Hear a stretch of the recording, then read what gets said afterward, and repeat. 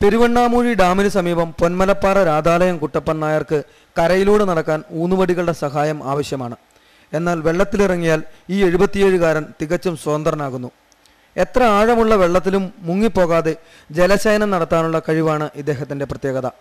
വെള്ളത്തിൽ കിടന്ന് പത്രം വായിക്കുക, ചായ കുടിക്കുക, സിഗരറ്റ് വലിക്കുക എന്നതൊക്കെയാണ് ഇദ്ദേഹത്തിൻ്റെ പ്രധാന പരിപാടികൾ. പെരുവണ്ണാമൂഴി ഡാമിലെത്തുന്ന സഞ്ചാരികൾക്ക് മുന്നിൽ ഇത്തരം അഭ്യാസങ്ങൾ നടത്തിയാണ് കുട്ടപ്പൻ നായർ ജീവിക്കുന്നത്.